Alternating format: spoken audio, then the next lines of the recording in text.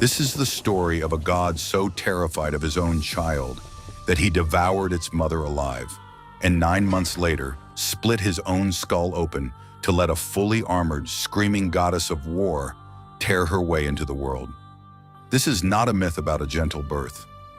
This is a myth about paranoia, cannibalism, and a father who could not escape the daughter he swallowed. This is the story of Athena. Long before the Parthenon rose above Athens, long before her owl watched silently over the wise and the foolish alike, there was only fear, divine, suffocating, world-bending fear. And it lived inside the chest of the king of all gods, Zeus. Zeus had not always been afraid. He had once been the son who overthrew his own father, Cronus, the titan who devoured his children out of the same terror that would one day consume Zeus himself. Cronus had swallowed his sons and daughters whole, believing that if they never drew breath outside his body, they could never rise against him.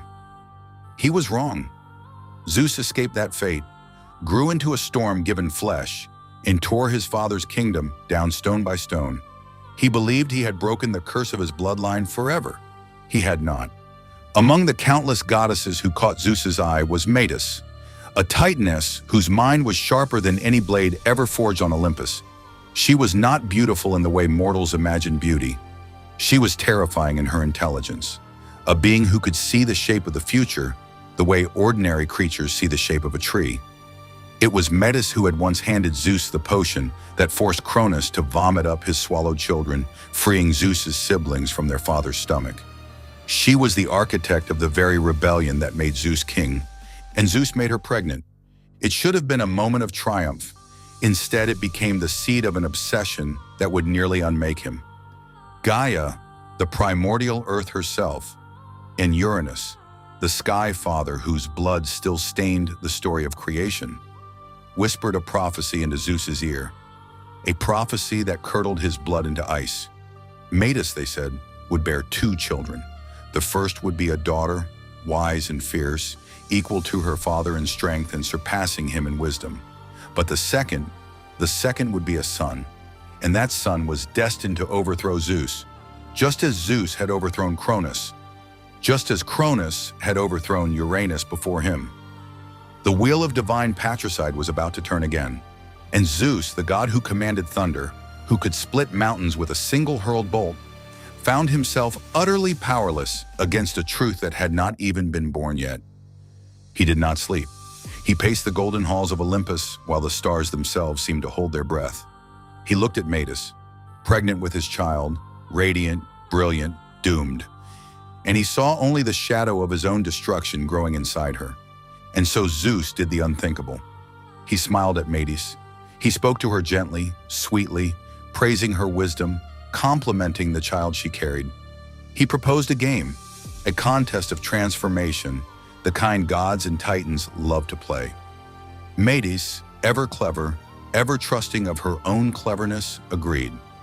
She shifted her shape again and again, a lioness, a serpent, a bird of prey, a drop of water sliding across marble, showing off the very brilliance that had made her indispensable to Zeus's rise to power.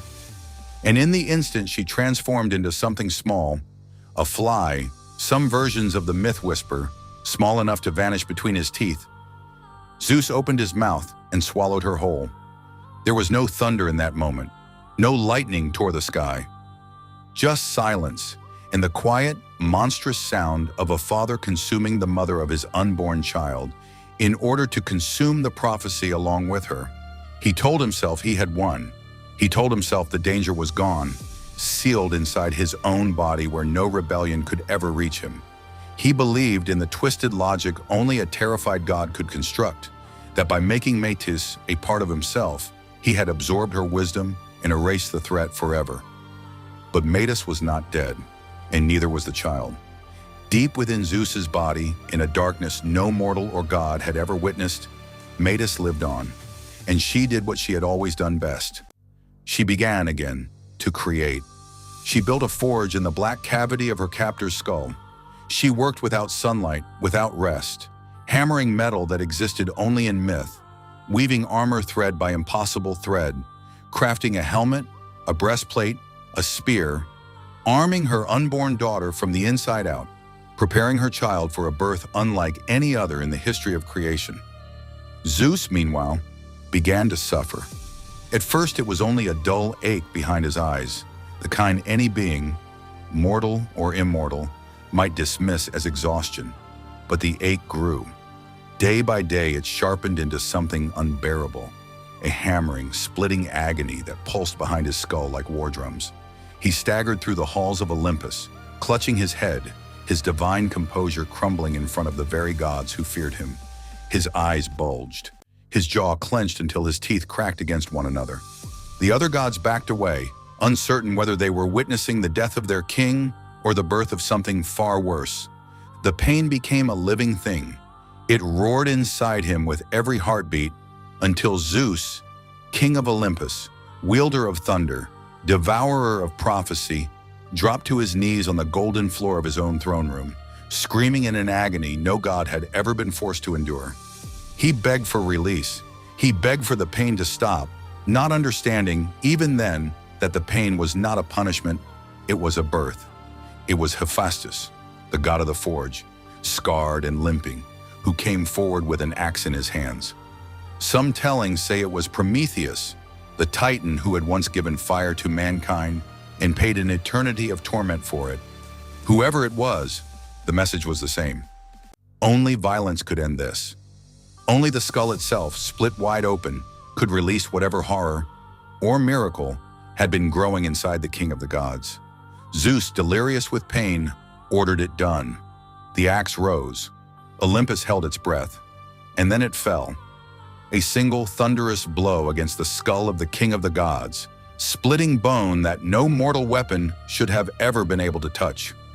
And out of that wound, that violent blood and light streaked opening in Zeus's own head, she came, not as an infant, not crying, not helpless, not small. Athena emerged fully grown, a warrior goddess in the prime of her power, clad head to toe in armor forged inside her father's own mind by the mother he had tried to erase. Her helmet gleamed, her spear struck the ground with a force that sent tremors through the heavens, and from her throat came not a newborn's whimper, but a war cry so fierce, so commanding, that the very earth trembled beneath Olympus, and the seas below churned into chaos. Lightning split the sky, though Zeus himself had thrown no bolt. The other gods staggered back in terror and awe, staring at a being who had been born not from love, not from tenderness, but from a father's devastating attempt to destroy the very thing she represented. Zeus, bleeding, hollowed out, and trembling, looked upon his daughter, and instead of fear, felt something close to reverence. She was everything the prophecy had promised: fierce, brilliant, equal to him in strength, and impossibly, terrifyingly wiser than he could ever hope to be. But the prophecy had spoken of two children, a daughter and a son who would end him. That son was never born. By swallowing Metis, Zeus believed he had severed the future before it could turn against him, trapping her inside his body forever, keeping her wisdom as his own, denying the second child the chance to exist at all. He had rewritten fate itself through an act of violence and consumption, and he told himself again and again that this made him safe. But safety built on a devoured mother and a mutilated skull is not safety at all. It is simply fear, dressed up as victory. Athena would spend her immortal life as living proof of that fear. She was Zeus's favorite child, closer to him than any other god or goddess on Olympus. And yet she would never know her mother's face, never hear Metis' voice outside the walls of her father's mind. Her wisdom, her strategy, her calm and calculated fury in battle, all of it was her mother's gift, inherited from a woman who had been erased from existence, but never truly silenced. She would go on to reshape the world in ways her father never could. She would stand beside heroes and doom others to ruin with equal indifference.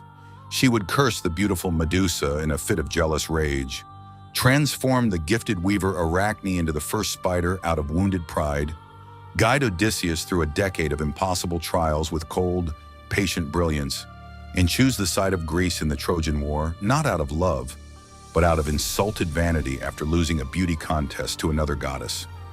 She was never simple, She was never soft. She was born from violence and paranoia, and she carried both, quietly, beneath every wise decision she ever made.